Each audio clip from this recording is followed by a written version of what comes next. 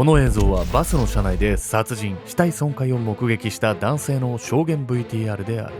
All of a sudden I heard a guy screaming. I turned around and the guy sitting right next beside me was standing up and stabbing another guy with a Rambo knife, pretty much. It was a big survival knife like this in the throat. Repeatedly. Ran up to the door to maybe see if the guy was still alive or we could help or something like that. And when we all got up, we seen that the guy was cutting off the guy's head. 2008年7月30日、カナダ・マニトバ州ポーテージラ・プレーリー、夜8時半、道路脇に停車したバスの周辺では人々が不安げに車内の様子を伺っていました。どうか無事でいてくれ。この直前、車内で一人の男が青年をナイフで襲い、乗客たちは慌てて外へ。一同は青年を案じ、警察の到着を今かと待っていました。そして事態はもはや手遅れ。次の瞬間、犯人はバスの窓から青年の生首を掲げて見せたんです。バスの車内で青年の首を切り落とした男。なぜ男は突然見ず知らずの青年に襲いかかったのか。この男の目には見えてはいけない世界が見えていたんです。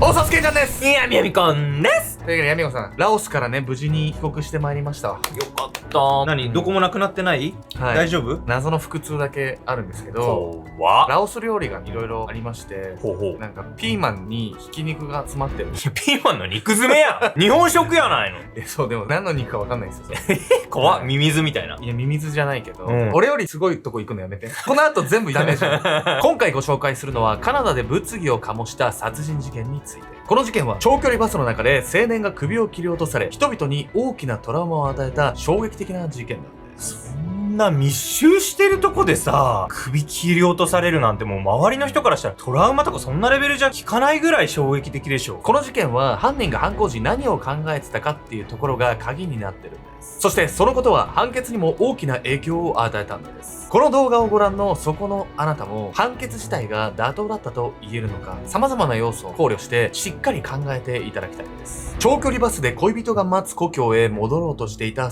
年。犯人は明らかに不審な挙動をしていたんですが、青年は気づけなかったんです。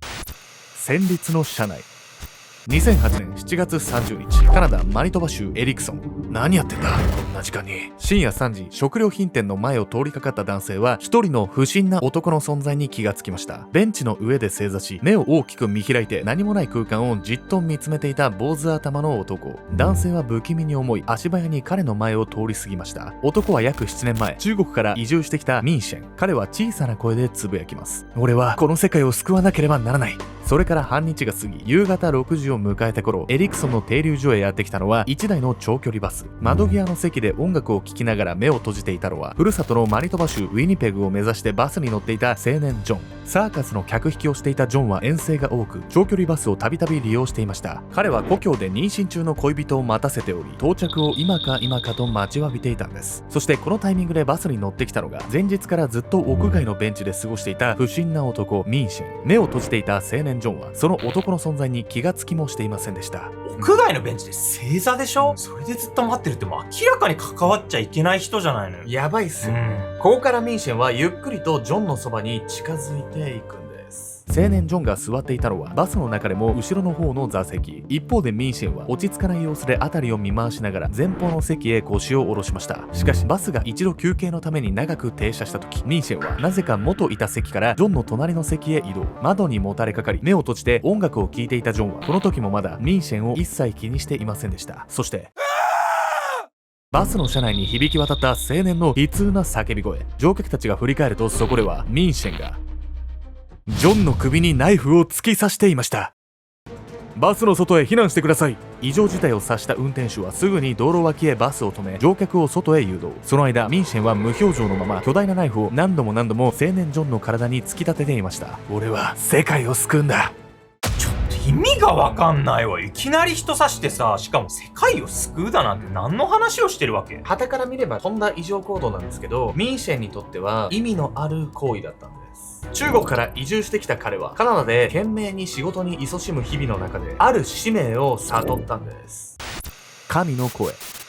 事件が起こる4年前の2004年の秋、中国人移民のミンシェンはマニトバ州ウィニペグのとある教会へ足を踏み入れました。今日からよろしくお願いしますね。はい。牧師は真面目そうなミンシェンの威勢のいい返事に頬を緩めます。カナダ人の妻をもらったことから約3年前にカナダへやってきたミンシェン。彼は言語の壁もあって就職に苦労していましたが、この教会で下働きをさせてもらうことに。見た目通りに真面目なミンシェンはそれから日々の仕事に懸命に励んだと言います。英語もろくに話せない俺に仕事をくださるんだ。一生懸命頑張らないとな。妻のアンナもそんなミンシェンを微笑ましく見守っていました。なんかこの時点では別におかしな人だなんて見えないけどね。実はね、ミンシェンがおかしくなった理由はまだよく分かってないんです。なのでこの後の経緯も含めて何がいけなかったのかを皆さんの中で考察しながら見ていただければと思います。教会で働き始めてしばらくした頃、ミンシェンは妻のアンナに次のように切り出しました。俺はキリスト教に改宗することにしたよ。教会の下働きという職業からキリスト教に惹かれるようになったのは自然なことだったのかもしれません。しかしミンシェンが改宗を決意したのは単にキリスト教の教えに感銘を受けたからではなかったんです。俺は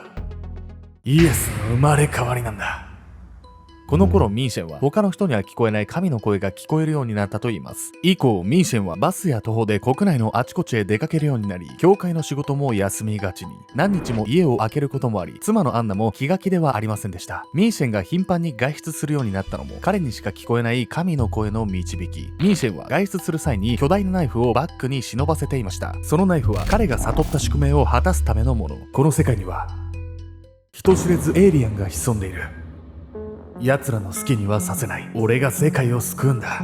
これってもうさ、妄想と現実の境目が分からなくなってる人じゃない。ほんとね、そうなんですよ。ミンシェンは明らかに精神疾患を患っていたんです。ミンシェンは統合失調症を発症し、本気で自分のことをイエスの生まれ変わりだと思っていました。その振る舞いは明らかに異常で、数日間寝ることも忘れ、妻のアンナに神の存在を訴えるほど。アンナは彼を病院に連れて行こうとしましたが、ミンシェンは堅くなに拒否。以降も彼女は気がつけばフラッとどこかへ行ってしまうミンシェンにほとほと困り果てていました。ミンシェンは幼少期未熟児として生まれたために発達が遅れており、5歳まで歩くことも話すこともできなかったといいます。しかし以降は発達の遅れを取り戻し、24歳で武漢工科大学を卒業。中国時代はソフトウェアエンジニアとして真面目に働いており、特に問題は見られませんでした。気になる特徴といえば、頑固で落ち着きがなく、常に動き回っている性分くらいなもの。いずれも精神疾患の原因になるとは思えず、なぜミンシェンがカナダへ来て表変してしまったのかは誰にも分かりませんでした。そして統合失調症を発症してから3年後の2007年7月、この頃ミンシェンは再び落ち着きを取り戻しつつありました。スーパーのレジや新聞配達など複数の仕事を掛け持ちしていたミンシェン。職場では勤勉で信頼できると評価されていた彼に妻のアンナも安堵していたんです。しかしそれから1年後、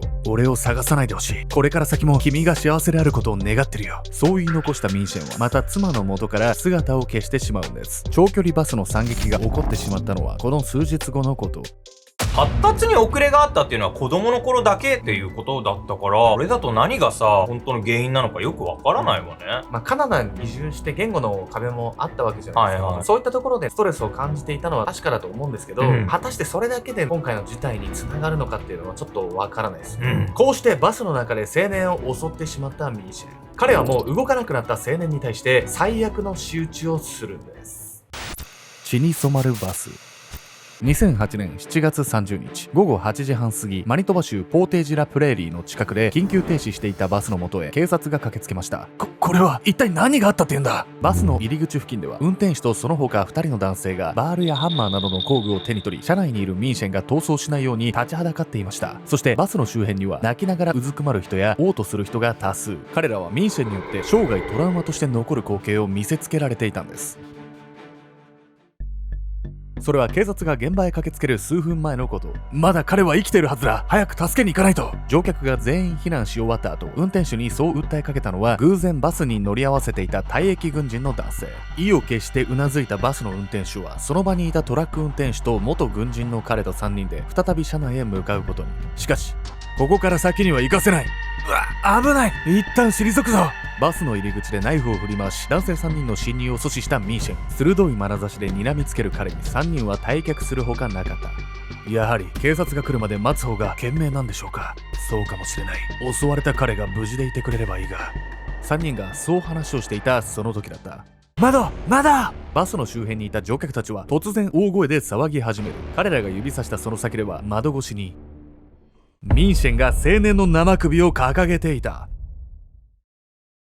ミンシェンが生首を掲げるその瞬間を目撃した男性はその時の様子を次のように語りました。 Was he saying anything during the attack? Nothing. The guy was totally calm, and when he came and he brought the head and he looked at us and dropped the head, it was just like he was having a day at the beach. Like he couldn't be bothered by it. こんなの目の前で見ちゃったらさ、もうしばらくご飯なんて口に入らなくなっちゃうわよ。しかもミンシェンはこの後さらに吐き気を覚えるような犯行に及んでいくんです。青年ジョンの首を切り落としてしまったミンシェンは続けて彼の体をナイフで切断し始めました。そしてミンシェンは何を思ったか、切り取ったジョンの遺体をその場で食べ始めたんです。ミンシェンのあまりの異常行動に警察も容易にバスの中には踏み込めず、事態は交渉人や特殊部隊までもが駆けつける騒ぎに。そんな中、ミンシェンはジョンの遺体を頬張りながら入り口へ近づき、俺は一生このバスの中で過ごさねばならないんだなどと意味のわからない内容を話し続けていました。そうして警察とミンシェンの睨み合いが続く中、日付は変わり深夜1時半を回った頃、出てきたぞ。突如窓ガラスを割ってバスの外へ転がり出たミンシェン。彼はそこから逃走を試みますが、駆け寄った警察にスタンガンで制圧され、ようやく取り押さえられるんです。その後の取り調べでミンシェンのポケットからは被害者ジョンの耳、鼻、舌がそれぞれ見つかりました。一方、遺体からは目と心臓の一部が紛失しており、それらはミンシェンが食べたものと推測されています。ちょっとただただ残酷すぎて目も当てられないわよ。これほどの報酬の面前で遺体を食べるっていうのはちょっとね、聞いたことないレベルですよね、これ。そしてここまでのことをしておきながら、なんとミンシェンは罪に問われなかったんです。2009年3月3日、マニトバ州ポーテージラプレーリーの裁判所でミンシェンの裁判が改定。弁護人は彼の犯行動機について次のように説明しました。被告人は精神疾患を患っており、犯行時は被害者の青年を人間に変身したエイリアンだと思っていました。体を必要に切断したのはエイリアンが生き返るのを防ぐためだったと。その主張はミンシェンが統合失調症の影響でジョンの殺害を犯罪だと認識していなかったと示すもの。弁護人の主張は認められ、ミンシェンは刑事責任なしの裁定を受けることに。